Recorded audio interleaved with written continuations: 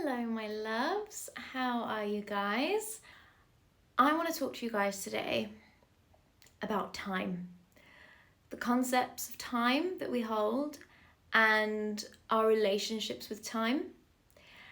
And I want to offer you some different ways of looking at time, understanding time, and having a relationship with time. So, as I was journaling this morning, I recognised that time can be a healer, one of the old cliches, right? But time can also be your nemesis when you feel like you're working against time or you don't have enough of it. Time can be an incredible teacher of patience, but equally, time can also be a destroyer of grace. It can eliminate all grace from your way of being, your way of showing up, the way you even move through time. Time can destruct your grace. Time is the one thing on this planet that you cannot lose, and equally, you cannot make more of it. Time is inevitable, and yet it doesn't really even exist. So I teach this in a couple of my programs, but I'm not sure I've ever expressed it as clearly as I'm going to now.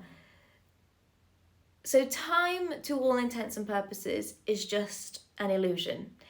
It's a man-made concept that we have come up with in order to deal with the trauma of aging. And this is what human beings do. It's what we've done since day one. When we don't understand something, when we can't cope, when something's causing us trauma or infuriation, or something so unnerving and unsettling and unrattling, when something ungrounds us and makes us feel unsafe, we come up with a name or a label so that we can control it, we can put it in a box, we can assign it to something which we can therefore and thereby understand. So in order for us to cope with the trauma of aging, we came up with a concept known as time, and by labeling it, this is our way of attempting to control it. But of course, we can't control time because it's not tangible. It doesn't conform to the patriarchy. It's not susceptible to conditioning. So it's the one thing that people really struggle to have a relationship with.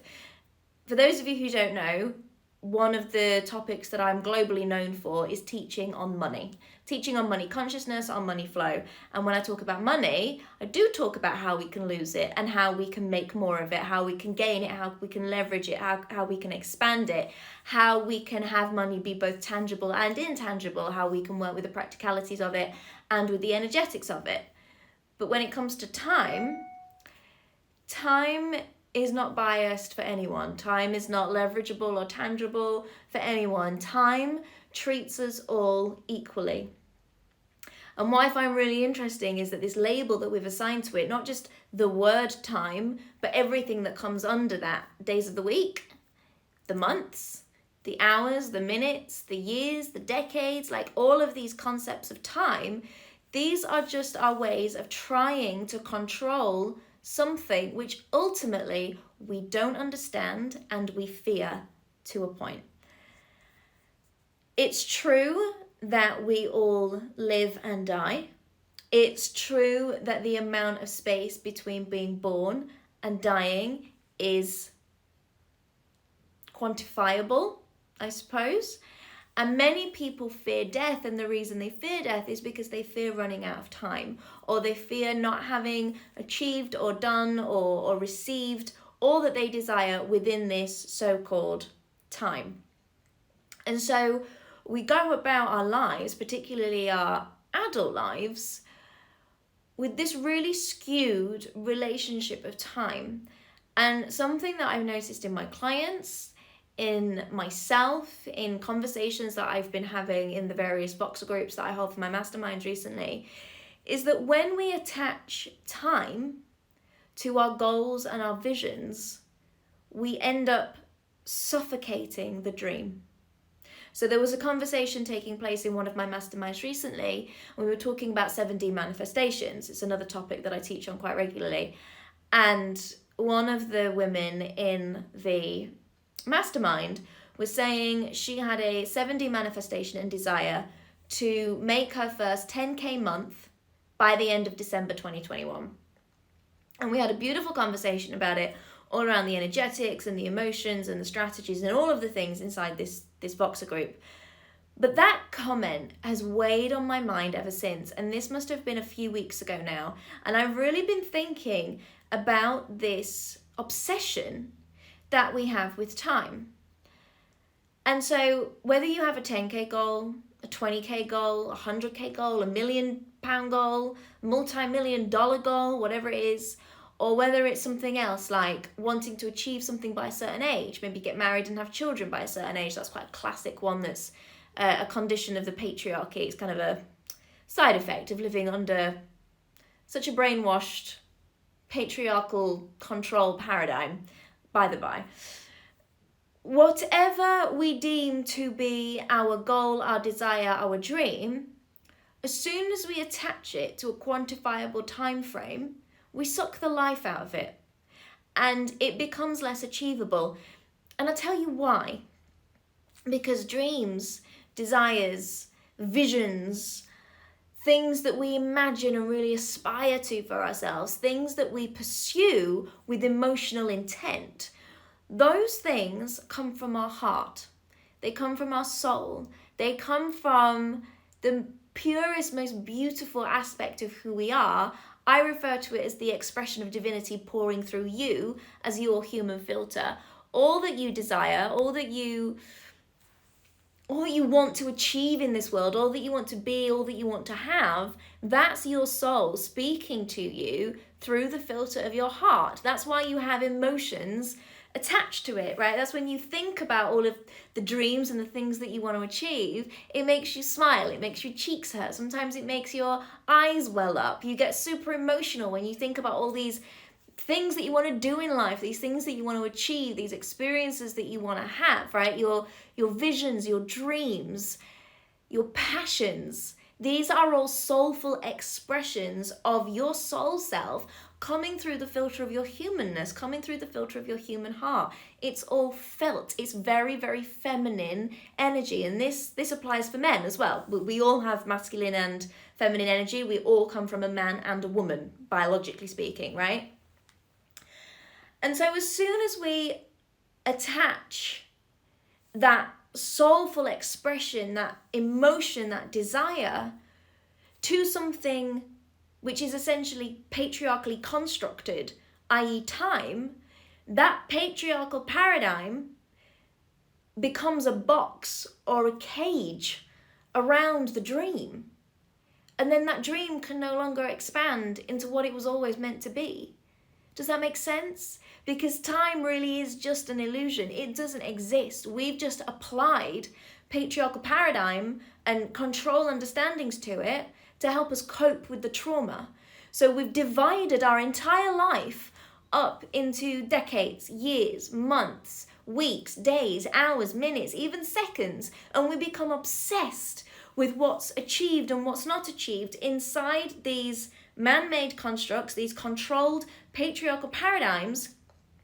We try to control what we achieve in that in this way that's so obsessive. It destroys the soul-led expression. It destroys the thing that we really, really desire, and it condenses it. So it's literally like, imagine your heart's desire is this ever-expanding thing that will always make manifest when you allow yourself to pursue it and expand with it and just enjoy it. And then you literally trap this paradigm of time around it, and it's contained. It's on a leash, it's restricted, it's suffocated. It can't become the fullest expression of what it was always meant to be. It can't make manifest in the way that it was always meant to make manifest. And so we destroy our manifestations before we even start by trying to apply this concept of time to them. It's interesting food for thought, isn't it? So when we do that, our energy shifts completely. Rather than the dream being an expression of who we are and us pursuing that vision, instead, it becomes actions of obligation because we're trying to achieve a goal within a time frame. And so our entire energy and attitude towards the thing becomes an energy of obligation, not an energy of expression. Do you see what you've done when you've attached time to your desires? You've gone from divine, soulful, heart-led, emotional expression into action, obligation, and forced momentum. All of which are more masculine energies. Now, there's nothing wrong with masculine energies, but patriarchal, paradigmed energies, that's where many of us are going wrong. And there's that old cliche, we overestimate what we can achieve in a year and we underestimate what we can achieve in 5. And that popped into my head again this morning, and I thought, well, it's no surprise really, because we don't understand time. We have no true concept of time because it's not for us to understand. It's not a tangible concept. It's not something we need to bind ourselves to. It's something that at most can dictate your birth date and your death date. But the bit in the middle, that's just your creative, expressive life. So, my advice to you would be, allow your heart's desires, your soul expressions, all that you want to be, do, have, achieve, receive, etc., experience in this life. Have those emotional intentions, pursue those with the full passion of your heart, and don't restrict yourself to, it must be done by December, it must be done by time I'm 35, it must be done by X quantifiable patriarchal paradigm of conditioned control, because I don't trust my desires, because that's ultimately what you're saying, right? When you try to condense it into a quantifiable time-based paradigm, you're basically saying, I don't trust that I can have what I want, so I'm going to try and control that I have what I want inside of this time container. Instead of that, just say, this is my heart's desire. It's on my heart for a bloody good reason, because it was always meant to come through me. It's coming from my soul. It's coming through my heart. It's on my heart. I will pursue my heart, and I will experience this in my lifetime. That's it. Because does it matter whether you hit the 10K month in December or January? Does it matter whether you get married and have kids by the time you're 35 or by the time you're 40? It's not the time frame that you want, is it? It's the experience, it's the emotion, it's the reality, it's that soulful expression and manifestation of that which you desire. That is what you want. You don't want it contained within a time frame. And if you do, it's only because of patriarchal conditioning that tells you you're supposed to be married and have kids by X point in your life, or you're meant to be achieving 10K months before you reach for 20K months, etc., etc. All of that quantifiable stuff doesn't apply to that which is on your heart. It really doesn't.